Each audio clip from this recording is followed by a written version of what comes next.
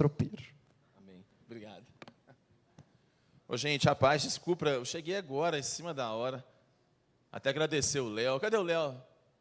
Ô, Léo, obrigado, viu, pela carona. Eu fui deixar a Laurinha numa festa de criança. Aí chegou lá embaixo, Nossa Senhora do Carmo, o carro ferveu, mas foi uma fumaça para tudo quanto é lugar. Aí eu tive que chamar o reboque não chegava. Aí eu já pensei assim, não, na pior hipótese, eu peço o Emerson para pregar, entendeu? Aí o Léo estava passando lá, que é amigo meu, já me ajudou, deu uma carona. Então não estou mal vestido assim para provocar, não, é porque eu falei que Simone, leva uma roupa para mim, ela trouxe a calça, mas não trouxe a sandália, né? Mas tá bom. Vamos lá, Mateus capítulo 7, versículo 25. Mas o que Miguel estava falando aqui é muito sério, né?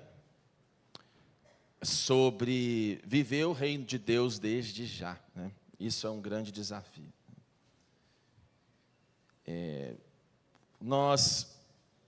Eu já disse aqui que as pessoas, elas querem paz, né? Aliás, eu vou falar um pouquinho sobre isso aqui. Hoje a mensagem é rápida, mas é Mateus 7, 25, desculpa. Mateus 7, 25. Mas as pessoas estão buscando paz, né? Elas estão querendo paz. Aliás, boa parte das consultas que nos chegam ao consultório, elas são por falta de paz, por falta de sossego, por falta de tranquilidade mental. E hoje eu vou falar um pouco sobre a ansiedade, né? Essa semana, de quinta-feira para cá, por que esse tema? De quinta-feira para cá, as pessoas, pelo menos começaram a mandar muito no meu WhatsApp, lá no Instagram, nas caixinhas, muitas perguntas sobre, está vindo uma nova pandemia da China, está vindo um novo vírus, agora todo mundo vai morrer, e etc. e tal, né? E é incrível como que as pessoas estão ansiosas, né? Como elas estão preocupadas. E hoje eu quero falar aqui rápido, né? Sobre como que o cristão deve ver essa questão da ansiedade, né? Não uma ideia de punição, né? A gente escuta muito que a ansiedade é pecado, a gente escuta muito que cristão não pode se preocupar. Mas não é isso que eu acho que eu vejo que as escrituras dizem. Pelo contrário, né? Jesus ele não fez nenhum tratado para julgamento das pessoas. Jesus ele fez um tratado para solução de vida das pessoas, para apontar caminhos, né? Então eu quero fazer tipo uma análise meio que geral mesmo, não muito complicada, para que a gente possa viver os anos que vêm pela frente. E aí tem um título dessa mensagem, se for depois colocar no YouTube, seria: se você não tem, é porque você não precisa. Então, se você não tem, é porque você não precisa. Isso é uma coisa simples, mas muito importante para a vida. Portanto, eu lhes digo, não se preocupem com a sua própria vida, quanto ao próprio corpo, quanto ao que vestir. Não é a vida mais importante que a comida e o corpo mais importante que a roupa? 7:25, não, 6:25, Desculpa, gente. Portanto, eu lhes digo, não se preocupem com a própria vida, nem com seu próprio corpo, nem quanto ao que vestir. Não é a vida mais importante que a comida e o corpo mais importante que a roupa? Observem as aves do céu. Não semeiam, nem colhem, nem armazenam, nem celeiros. Contudo, o Pai Celestial as alimenta. Vê se o relógio está aqui. Não tem vocês muito mais valor do que elas? Quem de vocês, por mais que se preocupe, pode acrescentar uma hora que seja a sua vida? Por que vocês se preocupam com roupas? Está vendo, Simone? Por que vocês se preocupam com roupas? Vejam como crescem os lírios do campo. Eles não trabalham nem tecem. Contudo, eu lhes digo que nem Salomão, em todo o seu esplendor, vestiu-se como um deles. Se Deus veste assim a erva do campo, que hoje existe e amanhã é lançada ao fogo, não vestirá muito a vocês, homens de pequena fé. Portanto, não se preocupem dizendo que vamos comer, ou que vamos beber, ou que vamos vestir, pois os pagãos que correm atrás dessas coisas, mas o Pai Celestial sabe que vocês precisam delas. Busquem, pois, em primeiro lugar, o reino e a sua justiça, e todas essas coisas vos serão acrescentadas. Portanto, não se preocupem com o amanhã, pois o amanhã trará suas próprias preocupações. Basta a cada dia o seu próprio mal. Senhor Jesus, que nesses poucos minutos, o Senhor venha nos ensinar com a sua palavra, tornar ela viva, eficaz, mais cortante do que uma espada de 2 gumes. Deus, nós precisamos de um milagre é de crer no Senhor, Pai, de crer na sua providência, de crer no seu cuidado, Deus, de crer que todas as outras coisas serão acrescentadas. Deus tem misericórdia de nós, que nós somos realmente de pouca fé, mas que o Senhor, ó Deus, venha acalmar o nosso coração, acalmar o nosso espírito, Pai. Ó Senhor, nos dê graças para vencermos a ansiedade do dia a dia, Deus, por meio da sua palavra. Em nome de Jesus, amém. Ansiedade é uma coisa muito interessante.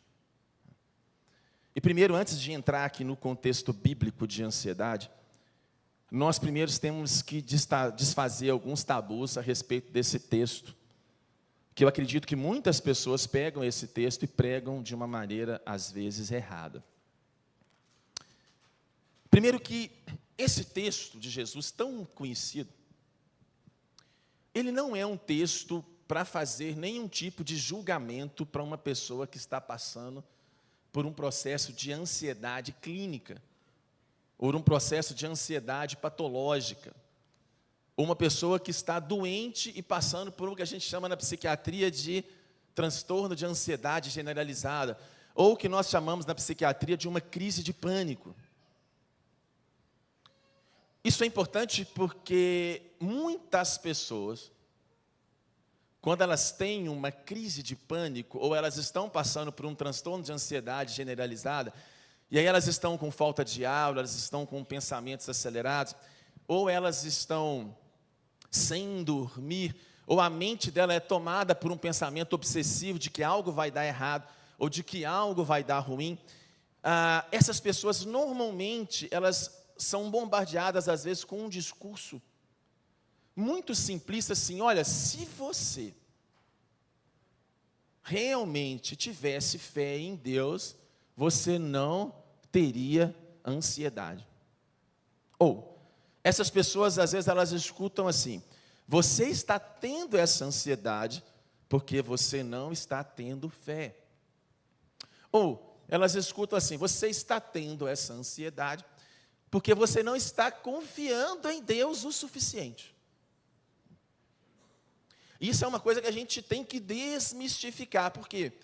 Porque a ansiedade, do ponto de vista fisiológico, depois nós vamos entrar aqui na Bíblia.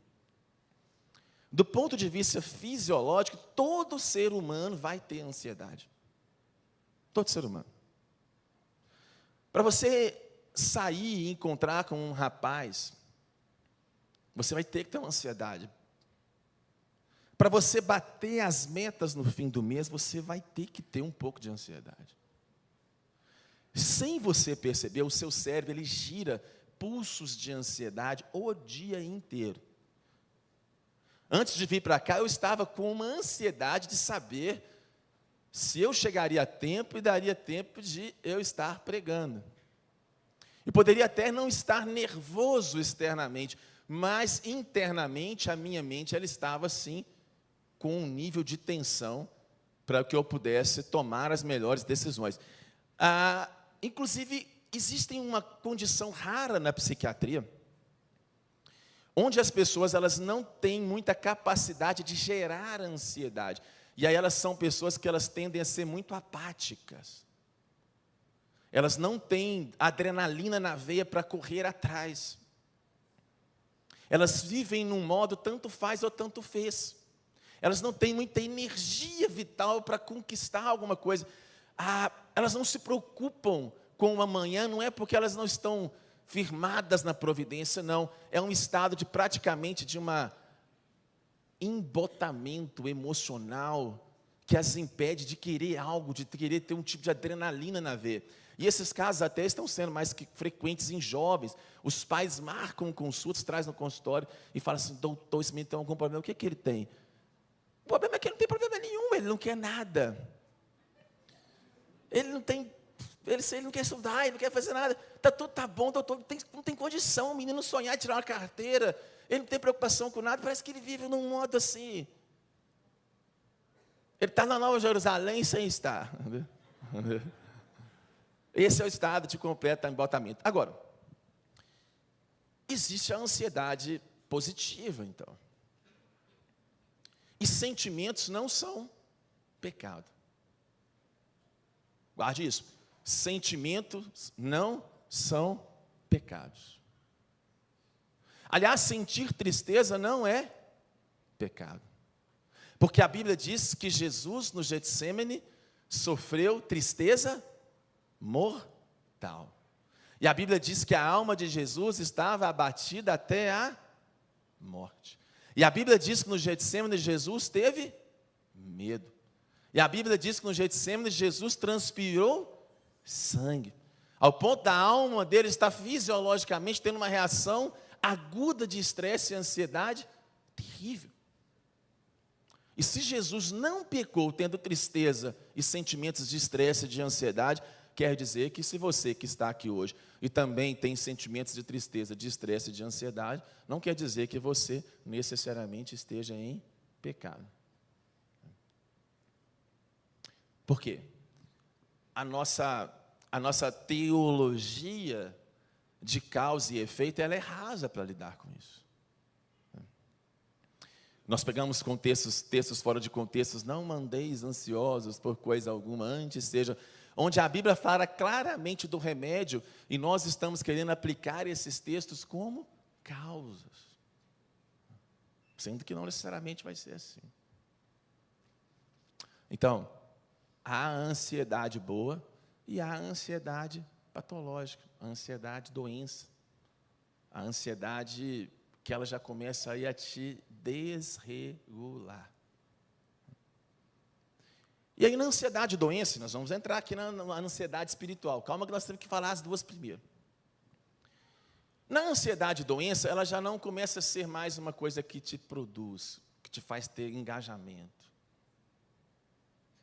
Sabe o que é a ansiedade doença? Na ansiedade doença você começa a hiperdimensionar tudo para pior. Na ansiedade doença, o telefone toca e você já acha que é alguma coisa ruim que está acontecendo. Na ansiedade doença, o teu chefe vira para você: eu preciso ter uma conversa com você. Meio-dia, aí você já vai assim: vou ser demitido, fired. Aí chega às 5 horas, não, senhor, é porque é o seguinte, está querendo ter uma conversa com você, que eu estou pensando em ampliar a empresa. Você fala: ai, graças a Deus. Aí liga o telefone da escola de São Menino, 10 horas da manhã, ele está na escola. Se você já está com ansiedade, sabe, com doença e tudo, já morreu. Tropeçou e bateu a cabeça na pedra. Aconteceu uma tragédia. Na ansiedade patológica, existem 10 possibilidades. 9 boas e uma ruim. Mas a sua mente tria a possibilidade ruim. E isso é péssimo, porque você não somente sofre o que é de ordem natural, mas você sofre aquilo que a sua mente também hiperdimensiona para pior. E aí você sofre 2 vezes. Você sofre o problema real e você sofre aquilo que a sua mente imagina em cima do problema. E isso tem uma repercussão horrível, porque você começa a gastar mais energia mental do que você precisaria gastar ao longo do dia. O ansioso é aquela pessoa como se fosse uma cadeira de balanço. Ela balança, balança, balança, mas ele não sai do lugar. E assim é a mente ansiosa. Você trabalha, você queima HD, os seus neurônios esquentam, você consome melhor a RAM, de modo que no fim do dia você está tão cansado. E você olha para o dia e fala assim, olha, eu estou tão cansado, mas eu não consegui fazer nada prático. E aí, na hora que você tem um tempo, os meninos foram dormir, sua vida está resolvida, você senta para ler, você não consegue mais ter condição de ter memória, de ter foco, de ter concentração, porque a sua mente ela está dominada pelos pensamentos. E às vezes são pensamentos disfuncionais. Viu uma capa da CNN, novo vírus da pandemia. Você já começa a pensar, vai fechar tudo de novo. Né? O mundo vai acabar. Vai acontecer uma tragédia. O mundo está enlouquecendo. Né? O que nós vamos fazer da nossa vida? Agora morre todos. Eu já contei para vocês que me assustava demais na pandemia. Eu não estou falando de gente doente com transtorno é uma coisa, mas chegavam algumas pessoas no consultório que não eram cristãs. E elas chegavam no consultório e eu perguntava para elas assim, tinha uns na pandemia, era muito curioso na pandemia, tinha gente que ia no consultório igual um astronauta. Sério. Ligava para a secretária e perguntava assim, ele tem uma separação de acrílico para separar, né? E eu entendo, né? A pessoa está com medo e tudo. Mas aí chegava a pessoa com máscara, gorro, igual um astronauta mesmo, um monte de roupa.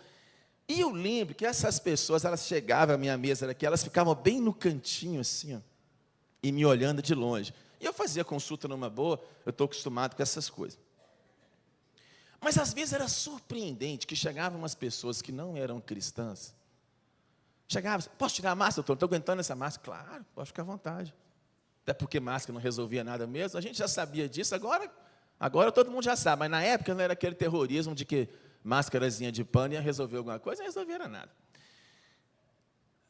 E aí eu perguntava para uns assim, você tem medo de morrer e tal, de Covid? Eu falei assim, que nada, rapaz. Doutor, isso aí é seleção natural. Isso é darwinismo, quem tiver de morrer, vai morrer. Eu falava, rapaz, o sujeito sai de casa, com fé na seleção natural e vive. Aí eu perguntava para alguns amigos que eram até crente, etc. e tal. Você está com medo? Nossa, Ismael, misericórdia, eu vou morrer, eu não sei o quê, etc. e tal, não sei o quê. O outro, que era cristão, não conseguia sair de casa com a fé no Deus Altíssimo e viver. E aquilo começou a me trazer uma série de reflexões sobre isso.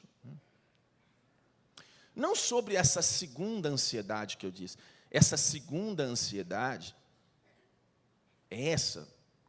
taquicardia, falta de ar, aperto no peito, pensamentos obsessivos, essa segunda ansiedade não é um distúrbio da ausência de providência. Essa segunda ansiedade, ela é um distúrbio, sim, clínico. Essa pode vir por estresse, essa pode vir por sedentarismo, essa pode vir porque você passou por um luto, essa pode vir por genética. Tem pessoas que desde pequenas elas são ansiosas, genética. E tem pessoas que vão tratar com um psiquiatra o resto da vida delas, graças a Deus, porque eu tenho 3 meninos para cuidar. Então, tem muita gente que vai tratar com um psiquiatra o resto da vida. Crianças que passaram por traumas, abusos, negligências, também podem ter ansiedade para o resto da vida. E aí não há problema nenhum em você usar remédio para ansiedade, porque o remédio para a ansiedade, ele vai calibrar os seus circuitos de ansiedade, e você vai sair daquela ansiedade de 150 volts e vai trazer ela para os 110 volts. Aí você vai enxergar a vida do jeito que ela é, você vai sofrer proporcional ao que você deve sofrer, você vai se angustiar proporcionalmente ao que você deve angustiar. E isso é um fato, isso é bom, isso não tem problema nenhum se tratar. Agora, o remédio, o tratamento, a psicoterapia,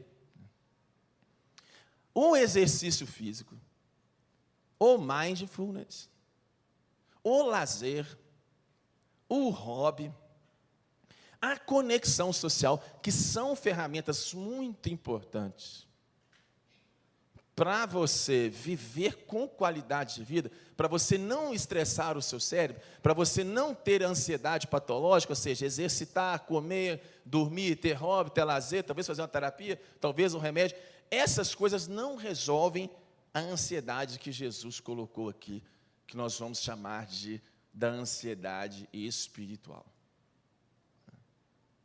Ou que nós vamos chamar aqui de um estado de viver sem, de fato, confiar que Deus tem a total providência sobre a sua vida. Ou, sem realmente acreditar plenamente que Deus, Ele sabe de todas as suas necessidades para hoje. Ou, de você realmente ter a convicção exata de que se você não tem algo hoje, é porque você não precisa. Ou de que, se algo não aconteceu conforme você gostaria que acontecesse, isso diz respeito ao curso soberano de Deus na história sobre a sua vida. E não necessariamente porque você é um fraco, como diz a cultura de hoje, né? Ou você não for potencializar a sua mente. Isso também não resolve a sede do homem de controlar o seu próprio destino. Isso também não resolve a nossa necessidade contemporânea de querer governar a própria vida. Isso também não resolve as compulsões que nós exercemos correndo atrás do vento. Por quê? Vamos lá, 3 coisas que Jesus faz. Primeiro, Jesus disse assim: não se preocupe com a sua própria vida, quanto ao que comer, nem com o seu próprio corpo. Não há vida mais importante que a comida. Observe as aves, não semeiam, nem colhem, nem armazenam. Contudo, o Pai Celeste as alimenta. Não tem vocês muito mais valor do que elas? Quem de vocês, por mais que se preocupe, pode acrescentar 1 hora que seja a sua vida? Veja o que Jesus disse. Olha, se vocês quiserem fazer isso com a própria força, se vocês quiserem potencializar a existência de vocês com o seu próprio trabalho, se vocês acharem que é só uma coisa de correr atrás, eu tenho uma notícia para dar para vocês, né? Vocês não são capazes de acrescentar sequer nem 1 hora à vida de vocês, nem 1 hora. Essa semana eu tive 2 testemunhos muito interessantes sobre isso. Um casal de pastores super ativo, daqueles que trabalham, e eles envolvidos com um monte de ministérios e missões no mundo inteiro. E a esposa dele, com 50 e alguma coisa, ela tomou um tombo da escada, um tombo bobo, e ela fraturou uma costela. E nela fraturar a costela, ela foi lá para o Albert Einstein, fizeram um monte de exame, rastrearam tudo, não tinha nada, foi embora para casa, fizeram aqueles exames assim, porque tinha que fazer. Passou 1 semana, ela começou a passar mal, ela teve um quadro de trombose, aquela fratura na costela deu ali um coágulo ali por ali, ela teve uma trombose e ela veio a falecer em questão de 2 minutinhos que ela estava passando mal. 2 minutinhos que ela estava passando mal. E aí, a pessoa que estava conversando comigo, ela falou, olha, como que nós somos incapazes, Ismael. Nós corremos para um lado, nós corremos para o outro, nós achamos que temos domínio sobre a própria vida. Nós achamos que é fazendo muitas coisas que a gente vai pertencer, que a gente vai ser, mas olha, eu tive um choque de realidade, né? De que se Deus realmente quiser levar uma pessoa, basta um tombozinho da escala, uma fraturinha de costela boba, e aquilo se complica, e em uma semana Ele leva. Ontem, quinta-feira, atendendo um rapaz, ele teve um quadro infeccioso muito grave. E ele me contou uma coisa interessante, ele disse assim, eu fui para o centro de terapia intensiva. Ele até brincou comigo, eu vou te contar uma história aqui, você não vai achar que eu sou doido não, né? Aí eu falei, não, pode contar. Doutor, na hora que eu estava no CTI, ele é um cara engenheiro, PhD em física, super racional. Falei, doutor, não sou uma pessoa doida ou mística, eu sou crente, mas eu sempre tive dificuldade como profetada. Mas doutor, na hora que eu estava no CTI, e eu estava lá todo entubado, eu só escutava os caras conversar. De repente, assim, Deus abriu o mundo espiritual para mim, eu vi os anjos. E eu vi que os anjos estavam cuidando de mim.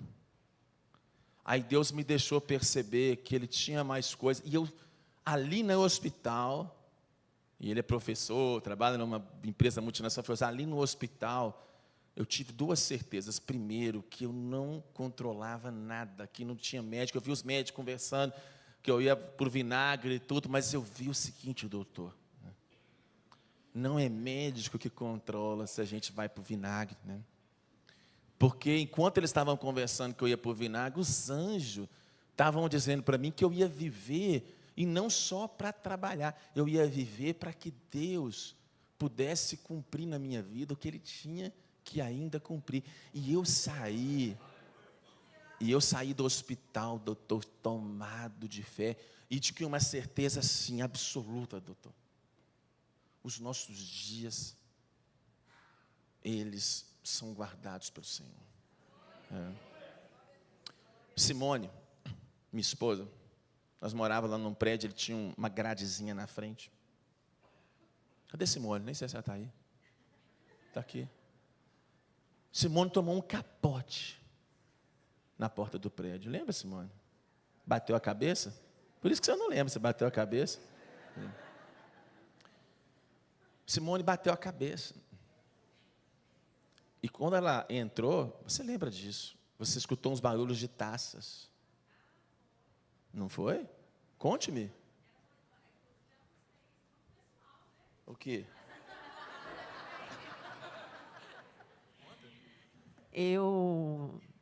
Foi algo muito lindo, assim. Eu não conto isso para ninguém. Agora eu vou ter que contar, né? Mas ele mandou eu ir no banco, a culpa foi dele. E aí eu tinha 20 minutos para chegar no banco. E tinha um ferro, assim, e o carro estava parado. Eu saí, e o meu pé agarrou no ferro. Eu fui, bati, eu senti minhas vísceras indo e voltando. Foi um tombo muito forte.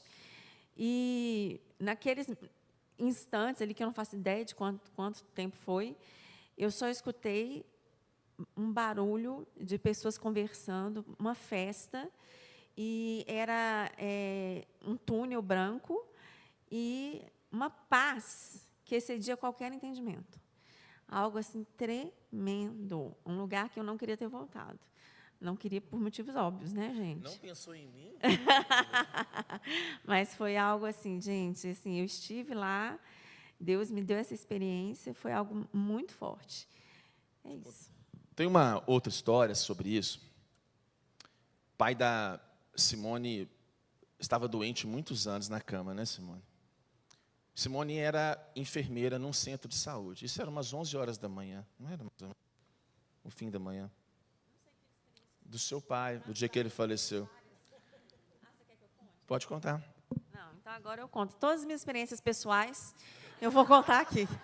São experiências que eu também não... Gente, a gente não conta essas coisas, né? Assim, mas meu pai estava muito doente e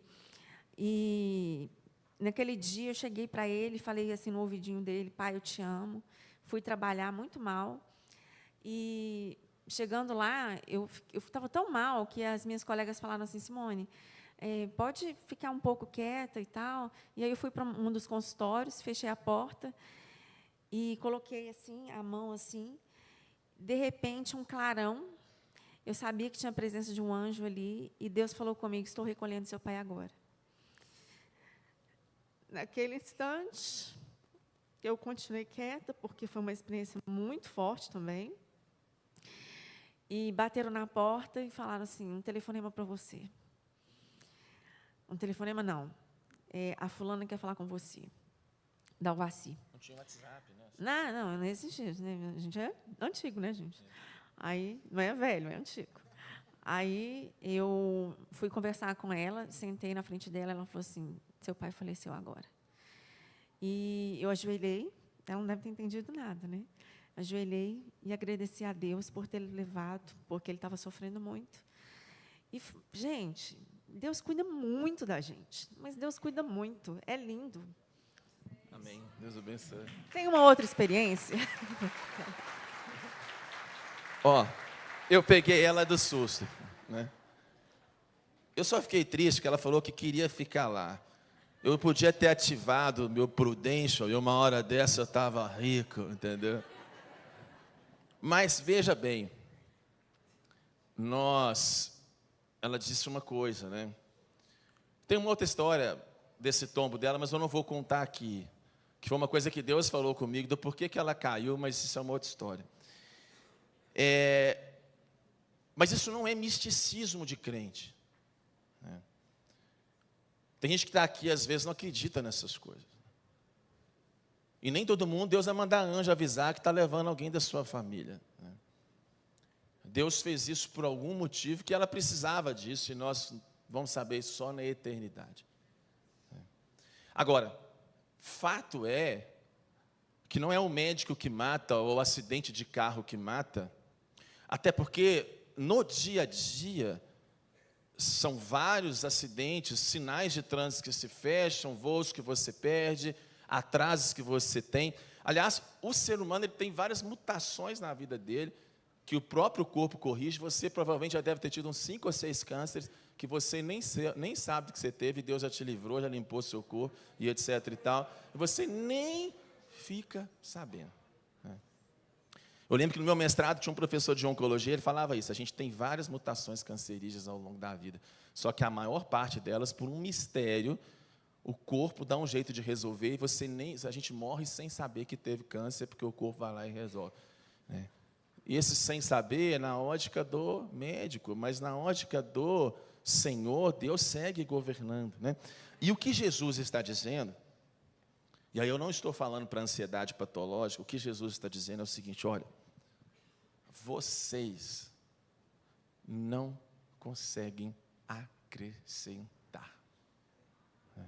Vocês não conseguem acrescentar. Eu preciso que vocês não se preocupem, por quê? Porque a vida, ela é maior do que a comida e do que a bebida. Veja, o Freud já dizia isso, né? Todo ser humano tem um sentimento de falta. E a Bíblia diz que Deus colocou a eternidade no nosso coração. O nosso coração, como diz Davi, ele foi feito para pulsar por Deus. Ele foi feito para conectar com Deus. Para ter satisfação em Deus. Mas quando nós não temos satisfação em Deus, quando nós não temos pleno contentamento em Deus, quando nós não temos satisfação e prazer total em Deus, o que nós iremos fazer? Nós iremos correr atrás da comida e da bebida. Ou, como diz hoje na internet, tá o termo agora mais bonitinho, nós vamos correr atrás da dopamina barata. Né? Nós vamos correr atrás das compulsões. Nós vamos trabalhar mais do que nós precisamos. Nós vamos querer acumular mais coisas do que nós gostaríamos de acumular. Nós vamos querer mais comida do que nós precisamos. Nós vamos querer mais sexo do que nós precisamos. Nós vamos querer mais lazer do que nós precisamos. Nós vamos querer mais adrenalina na veia do que nós precisamos. De modo que nem toda compulsão é pecado. Mas sim, boa parte das compulsões tem uma origem, sim, no pecado, porque elas nascem de uma deturpação no nosso coração, onde nós invertemos as coisas, onde nós não buscamos o Criador primeiro, para poder desfrutar das outras coisas com equilíbrio, não. Nós corremos atrás das outras coisas para poder depois enxertar o Criador no meio. E o que Deus está dizendo aqui, e Jesus já saberia que em 2025 a gente estaria passando por isso, Ele está dizendo aqui uma coisa muito séria. Ele está dizendo o seguinte: olha, a vida, ela é mais importante do que a comida. E o corpo, ele é mais importante do que a roupa. Ele está dizendo aqui que a comida não é importante? Não. Ele está dizendo aqui que a roupa não é importante? Não. Mas ele está dizendo que, sabendo Deus o que é importante para nós, a nossa energia vital, a nossa pulsão, a nossa necessidade de existir de vida, ela não deveria ser nunca como prioridade o correr atrás dessas coisas. E ele dá um exemplo simples, ele fala: gente, a natureza é cuidada. Um dia eu estava lá no monte orando, aí estava lá orando, e passa o passarinho, vem, eu fiquei olhando aquele negócio, e vem um, vem outro, e eu fiquei pensando, falei, que loucura, né? Como é que come, de onde que vem, para onde que vai, e come, e vive. Exemplos loucos, né? Come, bebe, dorme e vive. E nós que temos raciocínio, lógica e inteligência, nós não conseguimos observar tanto as coisas do dia a dia e fazemos um raciocínio tão simples de que as coisas, elas ondam num ciclo natural da vida, como Deus vai as preservando e as sustentando, e que assim também Deus vai fazer com a gente. Então, são 3 remédios que Jesus dá. O primeiro é esse. Entenda o seguinte: você não governa a própria vida. Não governa. Hoje é muito... Está até viralizando um vídeo de um pregador, né, que ele fala aquelas bobeiras, né? Se Deus mostrar o sonho para você, se Deus mostrar o gatão para você, irmã, você vai ter que casar com o Brad Pitt, que Deus não vai deixar você sonhar com o Brad Pitt. A única que sonhou com o Brad Pitt e casou foi a Simone, cara bonita assim, entendeu? Deus não vai deixar você sonhar e passar o mel na sua boca e tirar o pirulito de você. Não, que isso? Tem nada a ver com isso. Deus, na verdade, Ele sabe que talvez você nem precisa de um pirulito, né? Deus, Ele sabe milimetricamente das suas necessidades. Outro dia eu falei isso com um paciente, ele falou assim: doutor, mas tem umas coisas estranhas, né? Mas o ímpio, o justo prospera, a pessoa não sei o quê, é difícil, né, crer. Então eu falei, cara, primeiro, o papo reto de Deus é com quem é filho dele.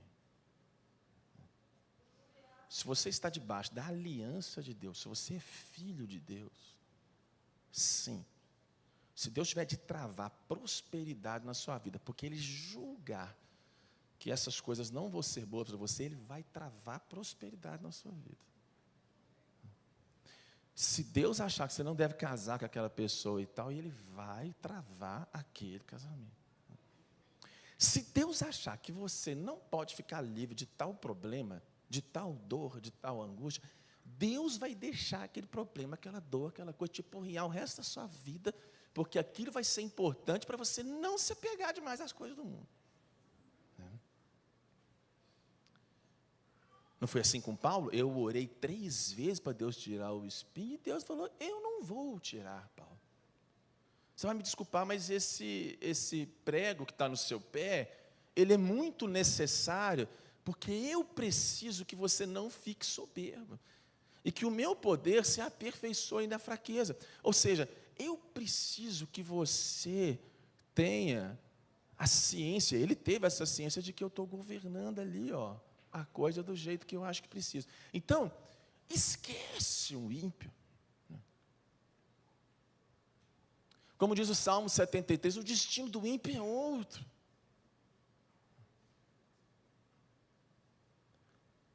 Não que Deus não tenha soberania sobre a vida do ímpio, mas a você que Ele trata como filho, aos que de antemão conheceu, a esses também predestinou. E a Bíblia diz que Ele nos preparou obras para que nós andássemos nelas, antes da fundação do mundo, de modo que eu tenho uma porção, você tem uma porção, ele tem uma porção, e eu não devo ficar ansioso pelo que não acontece comigo, porque eu creio que o Deus da providência, Ele está dando para o que eu preciso hoje, a minha porção e a minha provisão. E aí entra aquilo que eu estava dizendo no início da pregação, se eu não tenho, é porque eu não preciso. Se o meu negócio não triplicou o faturamento como eu planejei, e eu estou andando, não estou falando aqui de problema, mas eu estou fazendo certo, e se por algum motivo não prosperou 300% ao ano, se eu não tenho é porque eu não preciso. Mas que pessimismo. Não. Jesus disse, o segundo ponto, você se preocupa com essas coisas. Versículo 28. Mas veja os lírios. Eles não trabalham nem tecem, contudo, nem Salomão em todo o seu esplendor vestiu como deles. Se Deus veste a erva do campo, que hoje existe, amanhã lançada ao fogo, porventura não vestirá vocês, homens de pequena fé. Portanto, não se preocupem, preste atenção nisso. Aqui está o Senhor não tenho, eu não preciso. Portanto, se não se preocupe o que vamos comer, o que vamos beber, o que vamos vestir. Pois os pagãos é que correm atrás dessas coisas. Mas o Pai Celestial sabe que vocês precisam delas. 2 verdades indigestas aqui. Você às vezes escuta que você tem que ter fé para Deus fazer.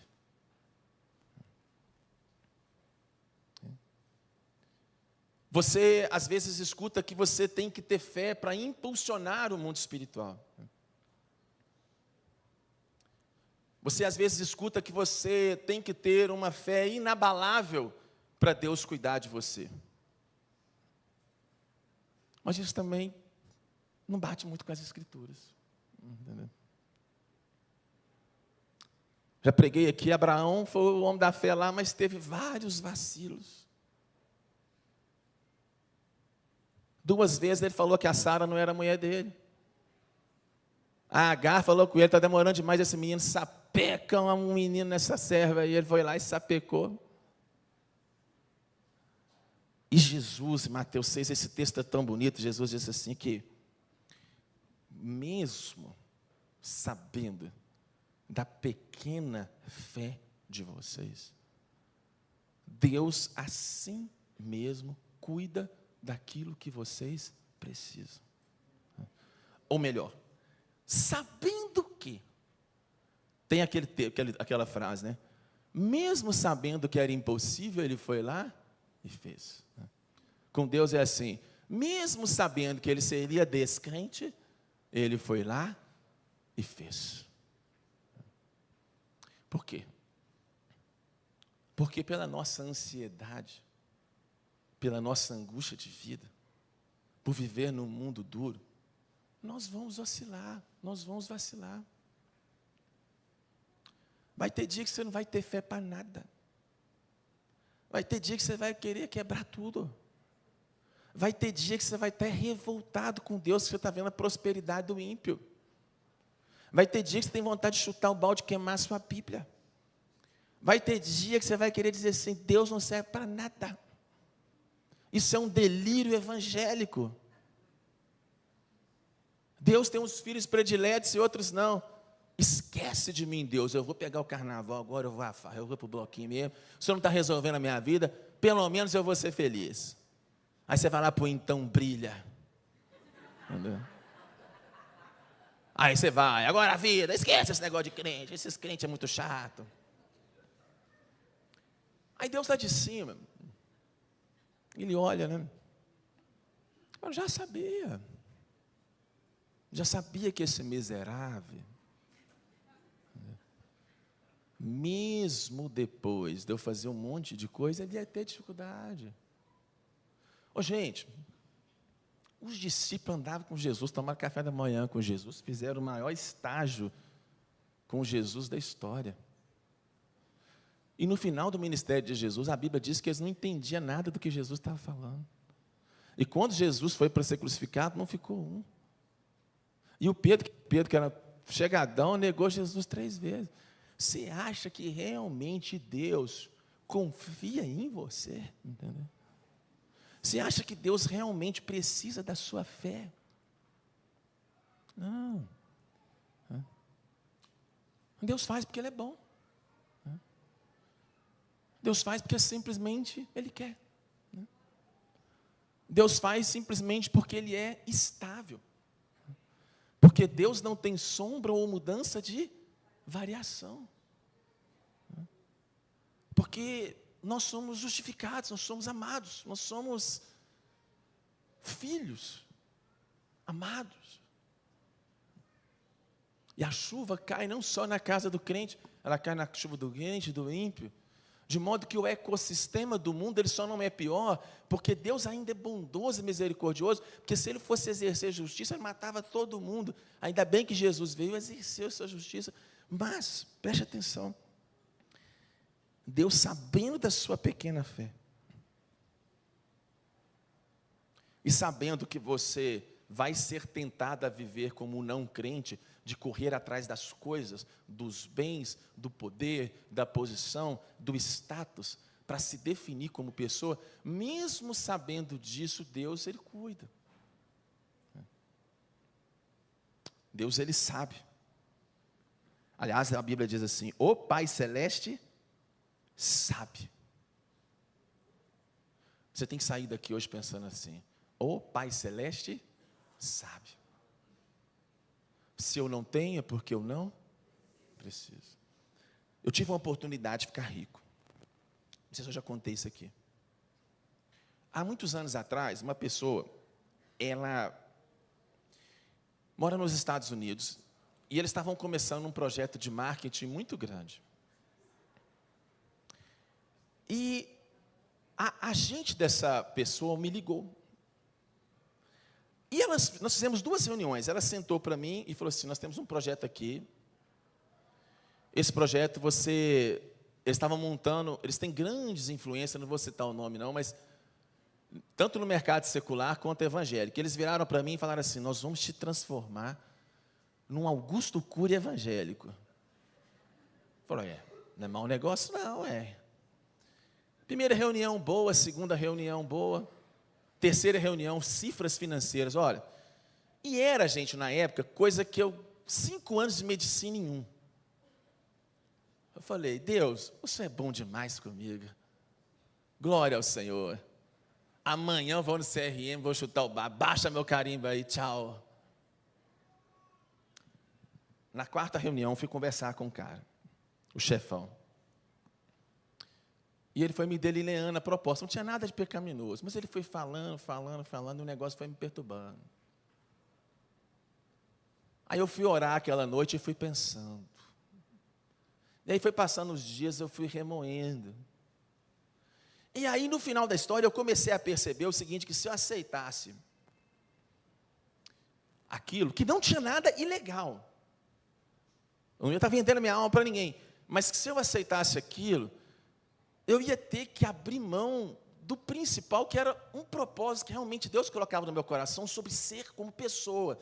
Porque ao aceitar aquele contrato, eu ia ter que vestir um personagem. Então, eu não podia mais andar de chinelinha, eu ia ter que andar daqueles ternos. Sabe aqueles médicos chiques que andam de terno? Eu ia ter que andar de sapato. Eu ia ter que ter um bom PNL, um bom storytelling no meu WhatsApp. E a reunião foi isso, doutor. Aí eu perguntei, mas como é que eu vou ganhar esse dinheiro? Não, rapaz, nós já temos tudo. Você vai entrar, nós vamos te dar um treinamento assim. Você vai fazer tais e tais, a copy, né? É assim, assim, assim. Nós já temos os leads, nós já temos lista de e-mail. Doutor, é fácil demais ganhar dinheiro, cara. Você é bobo demais, você é para estar milionário. Beleza. Um dia orando, Deus no meu coração, você não vai aceitar. Aí eu liguei para o cara e falei, você me desculpa, tomei seu tempo, mas eu não vou querer. Rapaz, você é doido. Eu falei, sou psiquiatra, entendeu? Você está lidando com a pessoa certa. Você é doido. Eu falei, cara, alguma coisa assim, eu não vou conseguir te entregar, obrigado pela oportunidade, mas assim, eu não sou essa pessoa que você está precisando. Agradeci, ficamos amigos.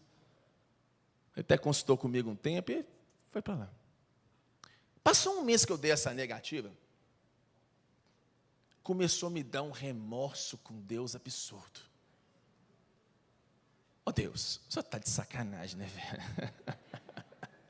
Era grana pra caramba. Por que você não me deixou? Eu comecei a me dar uma revolta. E um dia em oração, esse texto, né? Olha, Ismael, se você não tem, é porque você não precisa. Se eu não deixei você ter, é porque não é necessário. Se eu não quero que você alavanque a sua vida financeira, é porque eu acho que isso não vai ser bom para você. Se eu não gostasse que você estivesse com aquela pessoa, eu travo a porta. Ao mesmo tempo também, quando Deus quer abrir uma porta, eu vou terminar. Eu lembro que, acho que eu já contei isso aqui.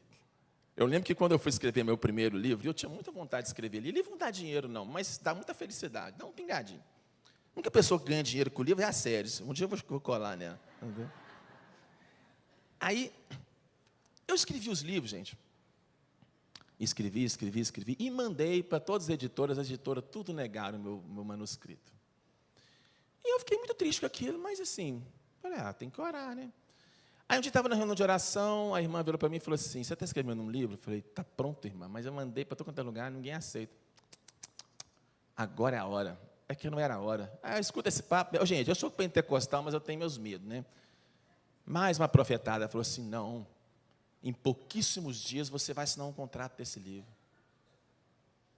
Olhei, pensei, guardei no coração. Passam uns 15 dias, chega um casal no consultório, atende a mulher, tem um sujeito de terno na recepção. Entra o marido da mulher no consultório e fala assim, doutor, você tem vontade de escrever alguma coisa? Tenho um livro pronto, por que você está me perguntando isso? Não, porque eu vim de São Paulo para BH, eu fiquei pensando aqui, você é psiquiatra e tal. Eu trabalhava na editora, lá em São Paulo, me manda o livro que você tem. Falei, agora demorou. Mandei para ele. Na outra semana eu estava em São Paulo, assinando o contrato com a editora. E eu fiquei uns 2 anos tentando. Eu tentava tráfico de influência, eu ligava para alguém importante. Eu lembro que eu liguei para uma pessoa muito... abre as portas lá para mim, senhor. Quando Deus não quer, filho. Mas quando foi, as bênçãos correram atrás de mim dentro do meu consultório. Eu fiquei chocado. Eu falei, gente, eu não precisei nem sair do consultório. E a terceira coisa. Então, a primeira. Você não tem o governo sobre a sua vida. Segundo, se você não tem, você não precisa. Ismael, mas isso é muito ruim. Não. Isso não é para te impedir de trabalhar, de correr atrás, nada. Isso é para você ter o quê? Contentamento. É para você ter gratidão do que você tem hoje. É para você acalmar o coração de que Deus governa o detalhe da sua existência, né? Isso é para você ficar sossegado na sua alma, para você ficar parar de correr um pouco atrás do vento, para Você deixar de enlouquecer atrás de compulsões, de trabalhar igual um louco, igual um psicopata. É para você simplificar a sua vida. É para você peneirar, focar no que realmente importa. É para você realmente dar uma limpada. Porque talvez você está correndo atrás de tanta coisa. Você está correndo atrás da comida, da bebida, e não está fazendo o principal, que é a terceira. Busquem, pois, o primeiro lugar, o reino. E todas as coisas serão acrescentadas. Não se preocupe com o amanhã. Basta cada dia o seu próprio mal. E eu costumo dizer para os pacientes: viva um dia de cada vez, porque 2 você não aguenta. Viva um dia de cada vez, porque 2 você não aguenta. E o que Jesus está dizendo aqui? Veja bem, Ismael, é o seguinte: se você buscar o reino, o que é o reino? Se você buscar que a minha vontade se estabeleça na sua vida, se você entender que você foi feito para o catecismo maior de Westminster, pergunta número 1, para que foi feito o homem? O homem foi feito para buscar a Deus e gozá-lo para sempre, para glorificar a Deus e gozá-lo para sempre. Resposta 1 do catecismo maior. Ismael, quando você entender que você está aqui nessa terra, para que a sua vida seja um testemunho para a glória de Deus, e não para ganhar dinheiro, e não para fazer influência, e não para construir coisas, não tem problema nenhum você ganhar dinheiro, mas se você entender, enquanto você entender que a sua utilidade maior é trazer o reino de Deus nessa terra por meio de ser um canal, a sua obsessão santa, o seu respirar, o seu acordar, as suas orações, antes de pedir qualquer coisa. Veja que no Pai Nosso, antes de pedir, a oração começa: Pai Nosso que está no céu, santificado, venha nós o vosso reino, seja feita a tua vontade, assim na terra como no céu.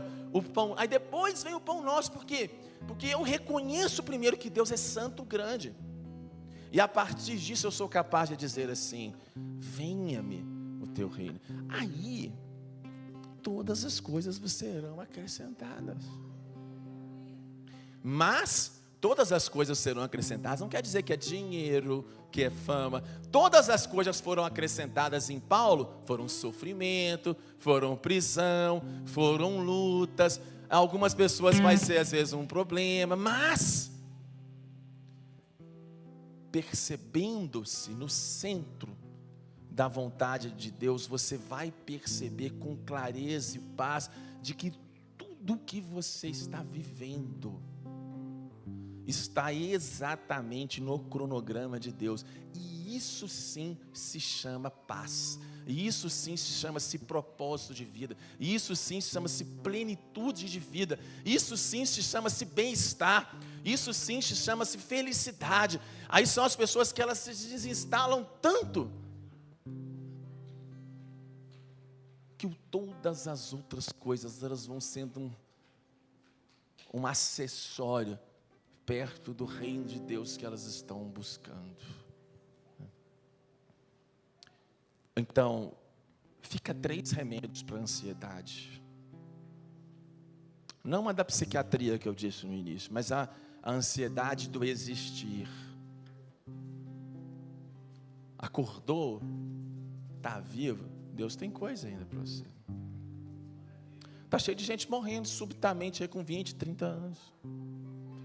Se Deus quiser te desligar, te desliga. Segundo, se você não tem, você não precisa. Seja grato. Louve o que você tem. Pare de murmurar. Tenha certeza que o Pai sabe do que você precisa. Saiba que o Pai, Ele observa tudo. Sabe que o Pai sabe a dose de remédio que você precisa. A dose de conforto. Por mais irracional que isso possa parecer, o Pai sabe. Sabe. E o terceiro, a sua vida é muito curta. para você não fazer do reino de Deus, de buscar isso para a sua vida como o primeiro lugar, para você morrer só correndo atrás das outras coisas. A vida de correr atrás das outras coisas é uma vida idólatra, mas é uma vida de doença. A vida de quem busca o reino é uma vida de paz. Quer dizer que você vai ficar rico, quer dizer que você vai ficar bonito, quer dizer que você vai casar, não quer dizer que você vai ter 10 meninos, 5, 4, não quer dizer que a conta vai fechar, mas quer dizer que do seu interior vão sim fluir rios de água viva. Então, quando você escutar sobre Covid, meteoro, crises, guerras, você vai sempre lembrar de Mateus 6, e tu vai pensar assim: o meu Pai Celeste sabe do que eu preciso, e a minha preocupação não vai acrescentar um minuto na minha vida. Que Deus possa abençoar a vida de vocês. Desculpem o atraso e vamos orar e cantar. Senhor Jesus, nessa manhã nós te louvamos, Deus. Obrigado porque a sua palavra é viva. Senhor, nós precisamos de revelação, Deus do Senhor, porque nosso coração não tem fé de verdade, Pai. Deus nos traz a convicção de que todas as coisas serão acrescentadas, Pai. Jesus, tem misericórdia de nós. Nos tire das compulsões pelas coisas que não precisamos, Senhor. São tantas. Nos dá, Jesus, a graça de caminhar contigo, Deus, em amor, em graça e misericórdia. Nós te adoramos, Deus, e recebe o nosso louvor por meio dessa canção. Em nome de Jesus. Deus abençoe vocês. Noite que pudesse impedir o nascer do sol, é esperança, e não há problema que possa impedir as mãos de Jesus para me ajudar. Nunca houve noite que pudesse impedir o nascer do sol, é a esperança. Não há problema que possa impedir as mãos de Jesus para me ajudar. Haverá um milagre dentro de mim, vem descendo o rio para me dar a vida. Esse rio emana lá da cruz, do lado de Jesus. Haverá um milagre